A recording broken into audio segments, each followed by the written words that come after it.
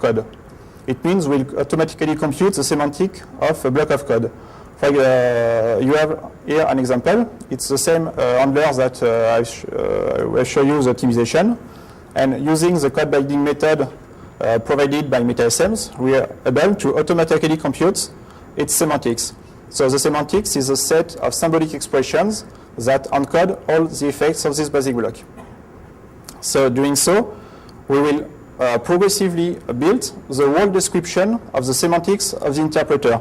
Actually, it's like if we rebuild the processor that is used by the virtual machine. So we totally automated these facts. When a new handler is encountered, it is automatically analyzed, optimized, and the result is put in a cache, and we load it on demand. Also, a very interesting point I will show you is that given the current program state and given the semantics we have computed, we are able to compute the next state of the virtual processor. It means we are able to automatically generate some kind of emulator for the virtual processor. And that's what we use to start from pure static analysis to an almost dynamic analysis.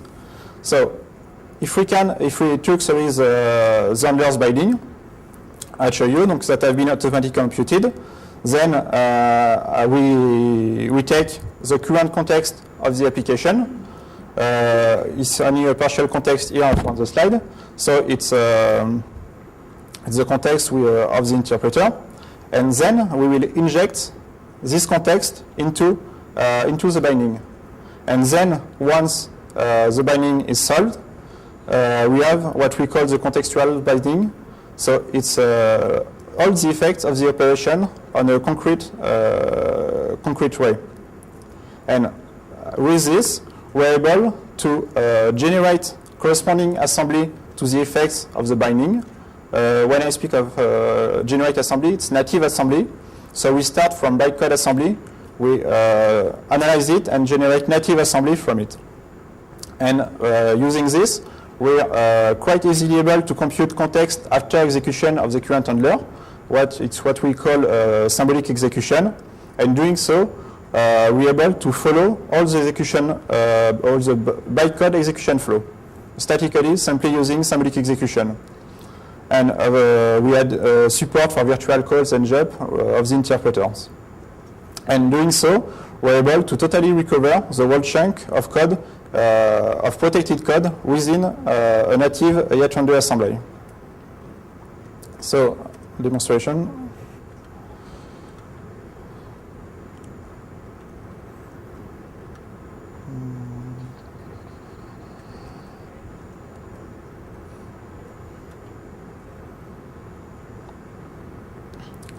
So okay, here we encountered a call to the virtual machine, and we have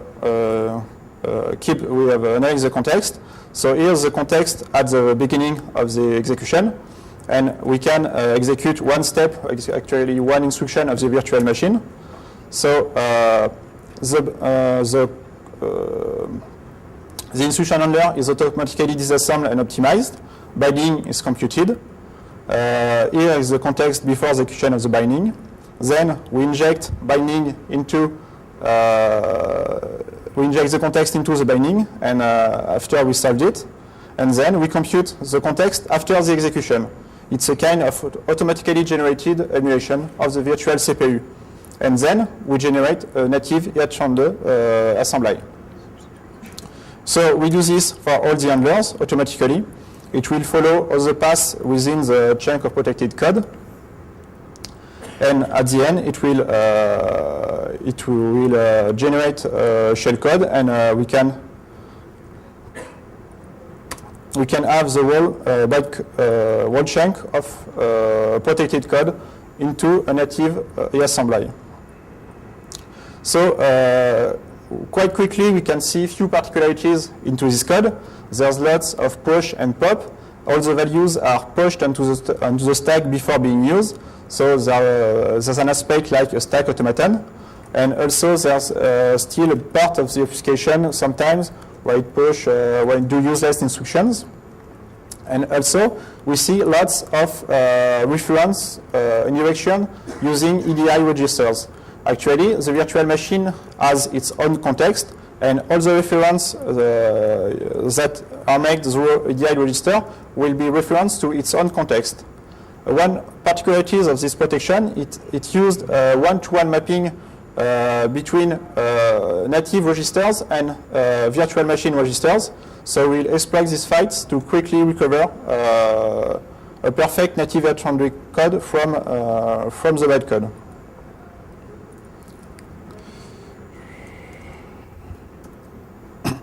So as I showed to you, the whole bytecode is compiled on the fly into a native assembly. There's still a part of obfuscation, and the aspect of stack automaton is quite annoying because it's quite hard to analyze it by hand. So we want to get rid of that.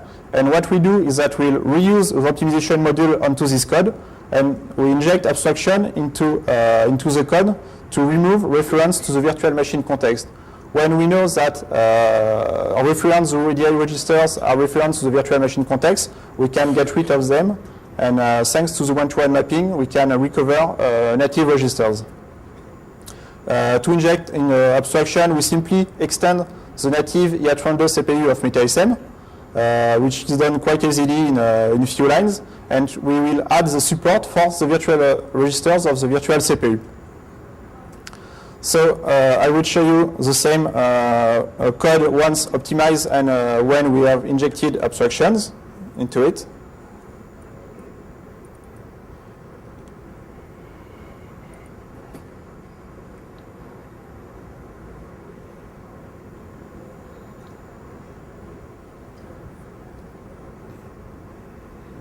That's part of the debug log of the optimizations.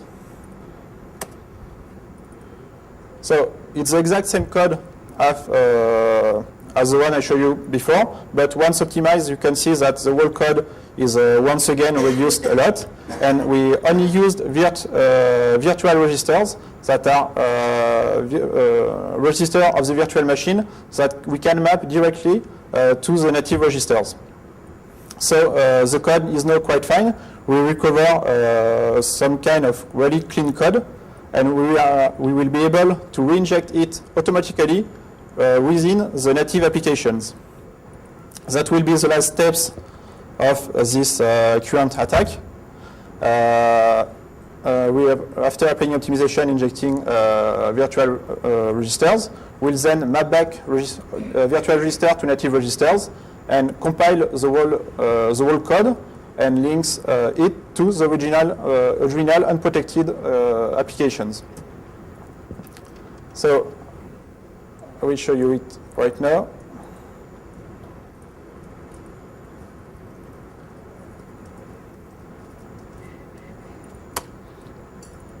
So here you have few colors. The white block is the native unprotected code. The red one is the original code to the VM interpreter, but we have totally hooked that and replaced the bytecode by the native code we have generated.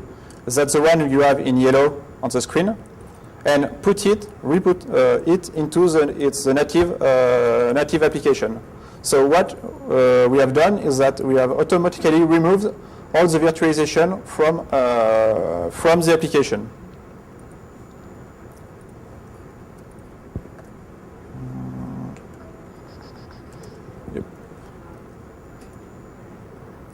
So what we have done is to propose a set of techniques that would allow to automatically analyze virtualization-based protection and to automatically recover native code. All these techniques can be reused for many other implementations of code virtualization. They should be quite efficient. Optimization techniques are also quite effective against this kind of optimizations, obfuscation, sorry. They may be also strengthened by implementing other more effective techniques. What we have done is maybe called as partial evaluation or specialization. What we have done is a pre-computation of all the static elements, because all the work we've done is purely a static analysis. We have executed some code. So that's something maybe really interesting, for example, for automatic analysis tool like antivirus or